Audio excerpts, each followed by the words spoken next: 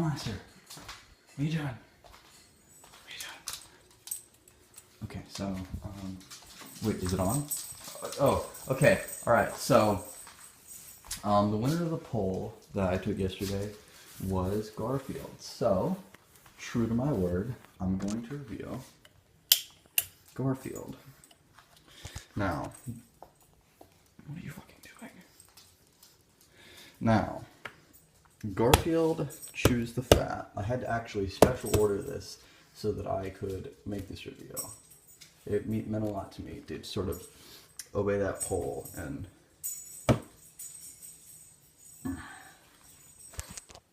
not disappoint my fans. And so, when I bought this book, when I had it shipped in from off the coast of Madagascar, which Madagascar is off the coast of Africa, so I guess that would just be Africa.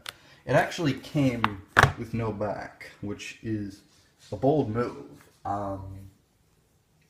It's interesting. I mean, I've never seen a book come with no back before. I think that in a lot of ways, this is an expression. It's an artistic expression is fine. I don't know what of yet. I'm sure that by the time I complete the book, I'll understand it. Maybe it's a message about how our lives don't really end. I mean, they're still being written at every moment. Once your life has ended, the book is gone. Your consciousness is gone. There's no you left. And so every moment that you can hold on to this book, there's no end to it. Because life continues. As long as you know what life is, it continues. And that's just a theory about what it means, because I've sort of been reading the book a bit. And so you can actually see that this is the 17th book. And of course, I didn't have time to go through all the other ones. So I did a lot of research coming into this. So if I get a little ahead of you, if you don't understand what I mean, you can let me know and we can work on that in future reviews, because I did read up and I did research the previous 16 books to learn up on the story, the lore, the sort of world building of the Garfield universe so far. And so let's cut right into it.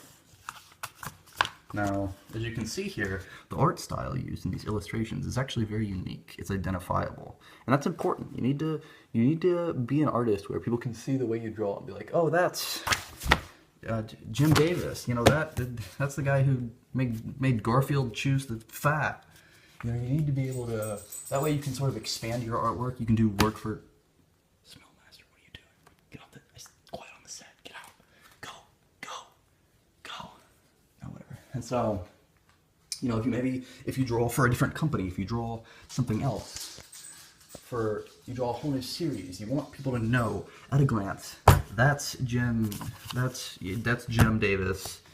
that's him, that's the guy who made Garfield Choose the Fat. I trust this artist because I know right away, because their art is not generic.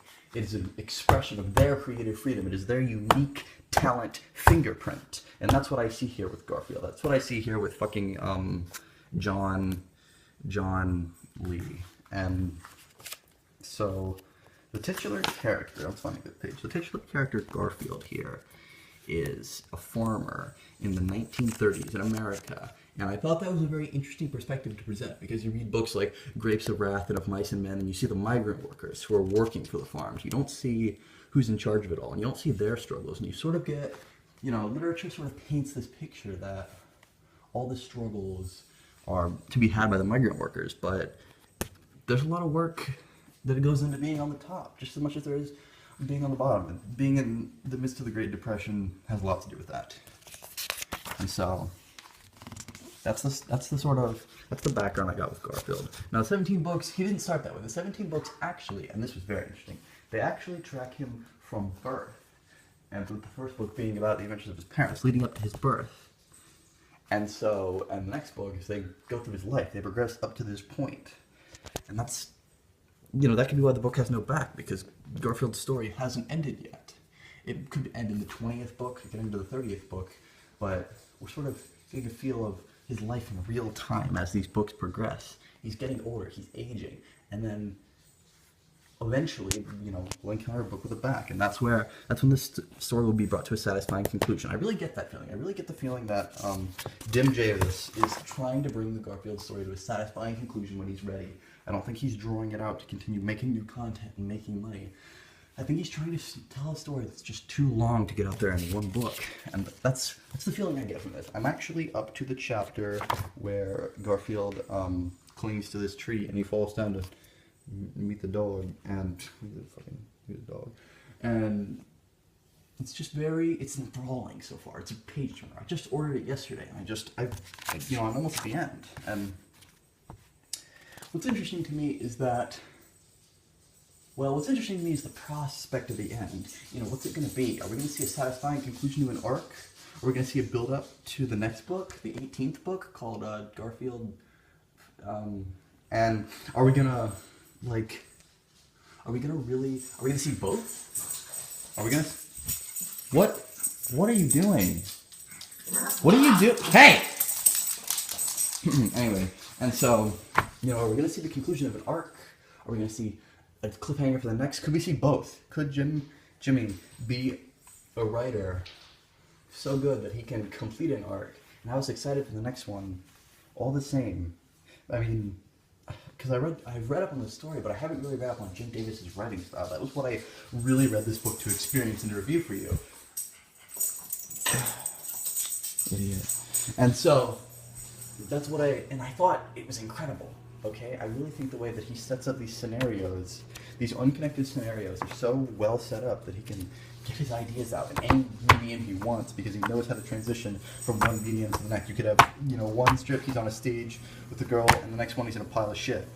And it's just his own ability to express what he wants to express, however he wants to express it, because he can make it all make sense. And it creates a complex and enthralling world with these different locations that occur many times throughout the books and are host to the same kinds of scenarios. Like when he's in the box here and he's being a lazy fuck.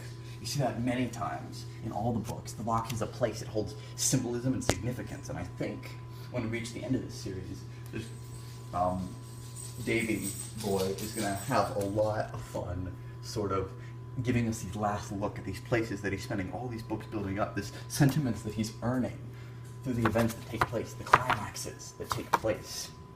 And he's going to really he's going to have us treasure them. And, how he's going to deal with that, how he's going to choose to end this series is something that was on my mind from the first moment that I opened Garfield Choose the Fat.